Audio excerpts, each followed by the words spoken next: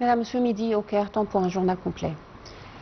Le conseiller Hanafi Gebeli, président de la Chambre des représentants, a inauguré aujourd'hui la 6e session ordinaire de la 2e législature.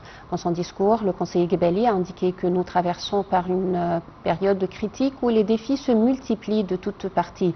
M. Gebeli a souligné qu'au cœur de ces défis se trouve l'arrogance israélienne qui viole le droit international. Il a précisé que les crimes ont dépassé toutes les limites de l'horreur. Le conseiller Gebeli a souligné que face à ces agressions terribles, la position de l'Égypte reste claire et bien ferme. Il a rejeté toute tentative de faire déplacer le peuple palestinien hors de son territoire. Au cours de la séance, le Premier ministre Mustafa Madbouli a prononcé une allocution concernant les articles du projet de loi sur les procédures pénales auxquelles le président Abdel Fattah el-Sisi s'est opposé.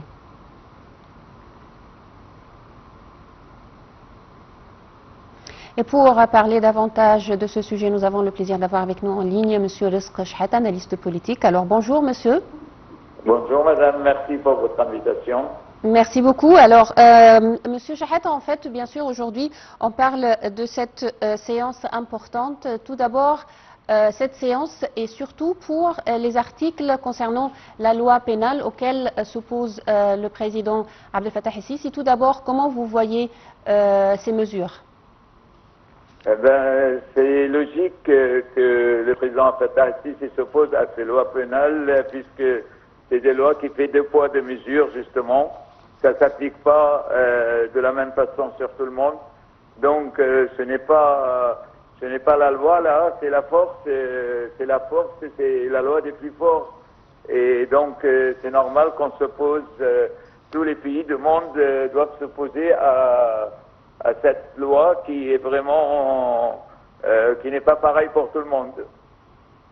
Vous parlez en fait on parle en fait de la loi pénale en Égypte. Ce projet de loi, bien sûr, c'est un nouveau projet. Il y a plusieurs articles qui ont été,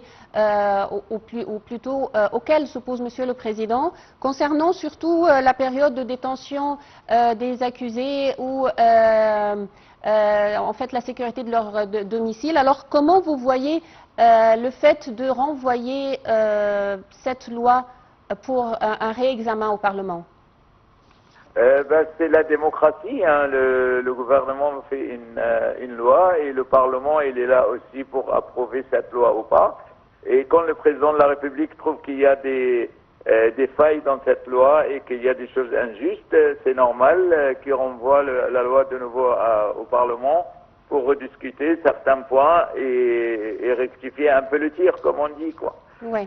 Alors, bien qu'il s'agit bien sûr d'un sujet qui concerne l'Égypte, au début de cette séance, Monsieur le Président du Parlement, Hanafi Gebeli, a bien parlé bien sûr des défis régionaux, c'est-à-dire tout ce qui se passe dans la région. Il a parlé surtout des exactions israéliennes dans la bande de Gaza et contre les Palestiniens, et également de la position claire et ferme de l'Égypte.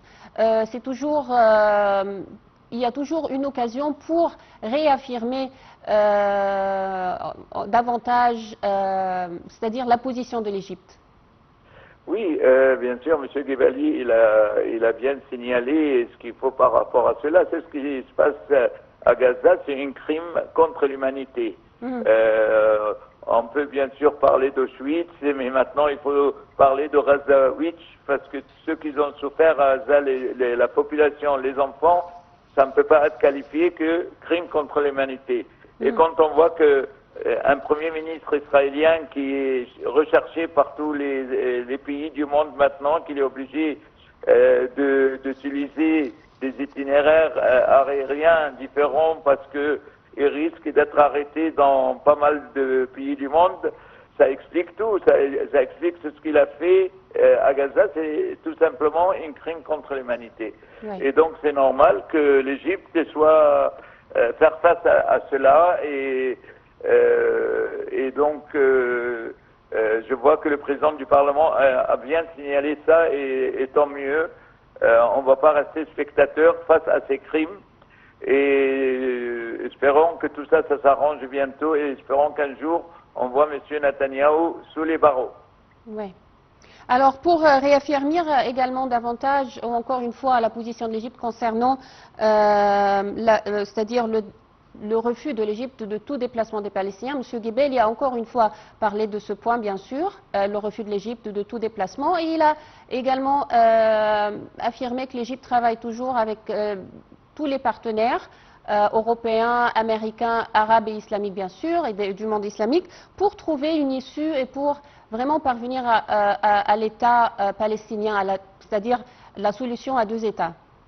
Ben, après la déclaration de Londres et de Paris et le président Macron qui a reconnu l'État de Palestine, maintenant on ne peut qu'avancer dans ce sens-là et protéger la Palestine. On a vu qu'il y a des flottes européennes qui veulent protéger un peu les secouristes qui viennent avec les besoins de matières premières pour la Palestine, et c'est une très bonne chose. Et l'Égypte a là le premier rôle dans tout cela. Puis simplement, nous sommes les voisins les plus proches de la Palestine. Donc, nous avons notre mot à dire. La puissance égyptienne va se montrer un peu plus en ce moment pour protéger la Palestine et pour trouver vraiment une solution de deux États, une solution de paix surtout pour tout le monde. On a tous besoin de la paix, de développement, et donc je pense que la politique du président égyptien, elle est dans le bon sens, et vraiment on a tenu bon face à des pressions américano-israéliennes, et aujourd'hui je pense on est tout près de la paix et de l'État, la création de l'État palestinien. Ouais. Monsieur Rizk Shahata, je rappelle, vous êtes analyste politique, je vous remercie infiniment. Merci beaucoup. Le ministre des Affaires étrangères, Badr Abdelghati, s'est rendu aujourd'hui en Arabie Saoudite afin de participer à la réunion des dirigeants de Munich dans la ville d'Al-Oula. Selon le ministère des Affaires étrangères, il est prévu que M. Abdelghati participe en tant que porte-parole principal lors de la séance inaugurale de la réunion. En marge de la réunion, le chef de la diplomatie tiendra également une série de rencontres bilatérales avec de hauts responsables.